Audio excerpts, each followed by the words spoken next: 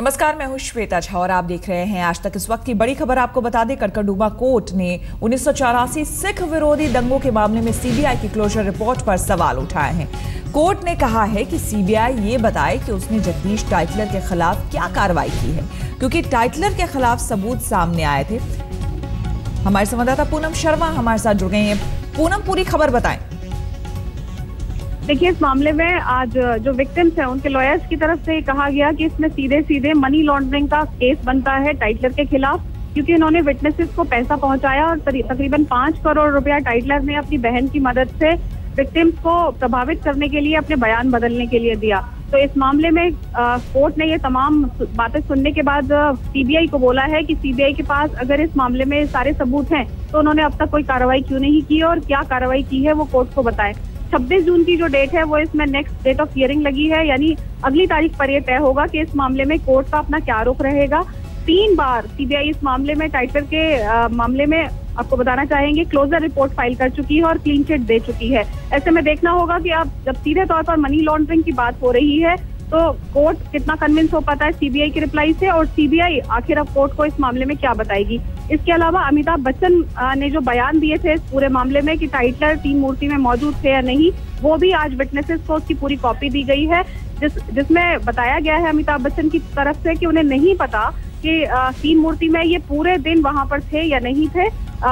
Tytler की तरफ से अपने बचाव में हमेशा ये कहा गया कि मैं 3 मूर्ति में मौजूद था इंदिरा गांधी की जब हत्या कर दी गई थी उसके बाद पूरे दिन, इसलिए मैं पुलबंगश में जो दंगे हुए थे, सिख विरोधी दंगे, उसमें मैं वहां कैसे मौजूद हो सकता हूँ, ये उनकी तरफ से एविडेंस दिया गया था। और उसमें दूरदर्शन की जो सीडी है वो दिखाई गई थी एविडेंस के तौर पर। तो ऐसे में देखना होगा कि टाइटलर की कितनी मुश्किलें और इस मामले में बढ़ती हैं। इस 26 जून को तय हो जाएगा और ये भी तय हो जाएगा कि सीबीआई इस पूरे मामले में आखिर टाइटलर को बचाने की कोशिश करेगी या फिर टाइटलर के खिलाफ कुछ और सबूत जुटाएगी। बिल्कुल, यानी कि 26 जून को जो अगली सुनवाई होनी है पूनम, उसमें क्या समझा जाए कि मुसीबतें और जगदीश टाइटलर के लिए बढ़ सकती हैं, क्योंकि फिलहाल अब तक जो सबूत मिले हैं वो जगदीश टाइटलर के खिलाफ ही जाते हैं।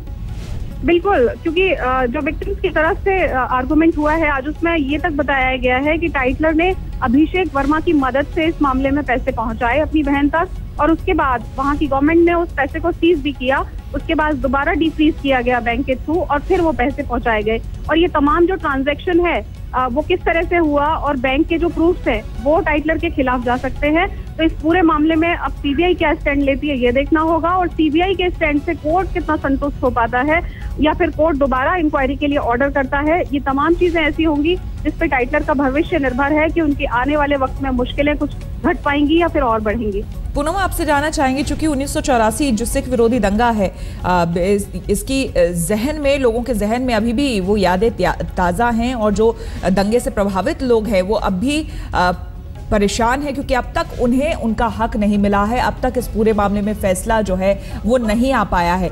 इसलिए आपसे जानना चाहेंगे कि आज जो कोर्ट में सुनवाई हुई है उसमें क्या सीबीआई की तरफ से भी अपना पक्ष रखा गया है, कुछ कहा गया है, या फिर आज कोर्ट में किस तरह से पूरी प्रोसीडिंग हुई है, इस बारे में जानना चाहेंगे।